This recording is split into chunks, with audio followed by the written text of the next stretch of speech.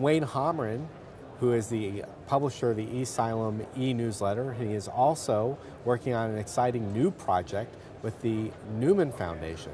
Wayne, can you describe this new project and how it may impact numismatics? Oh, absolutely. The Newman Numismatic portal is a brand new project. It's a kind of the brainchild of Eric P. Newman, longtime numismatist, a good friend of a lot of us. He would love to see numismatic information available to everybody. You know, Eric has a huge library, he's been a researcher for years, but unless you have access to the thousands of books, you can't do the same type of level of research that he does. He wants to get this digitized, put it out there, make it available for everyone. So how exactly would this project work? Well, the Newman Foundation, the Eric P. Newman Numismatic Education Society, has basically given a $2 million grant to the University of Washington in St. Louis. The university, in turn, has brought in a number of consultants, including myself, Len Augsburger, John Feigenbaum, and Roger Burdett. The four of us are consultants that are kind of guiding the building of this project.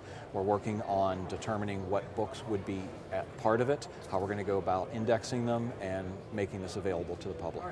So when you're talking about indexing, does that mean that a collector could log on and say, look for the $1804, and your program or your platform would index all of the relevant titles where that term appears? Well, it's more than titles, it's a full text search. So it's basically Google for numismatics. You know, Google's prime directive at one point, they said, we want to organize the world's information. What the Newman Numismatic portal is about, organizing the world's numismatic information.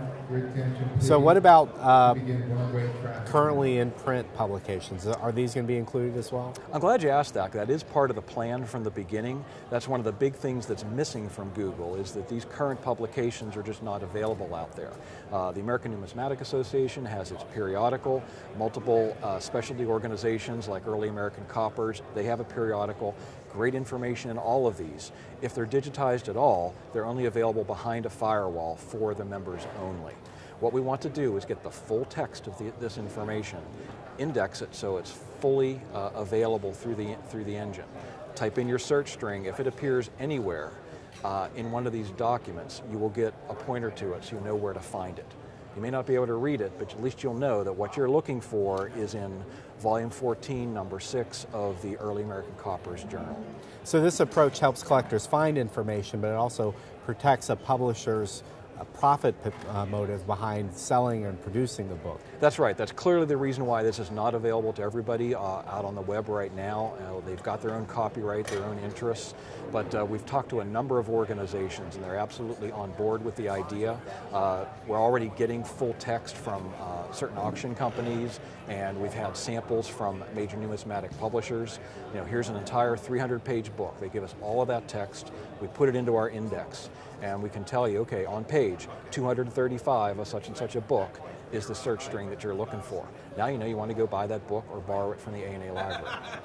When do you expect this product to roll out, and when can collectors get their first peek at this new project? Well, it's a long-term project. The grant to the university is over the course of 4 years. We will be building out the site for some time. We do expect to have something to talk to the public about in August at the next A&A convention in Chicago. Wayne?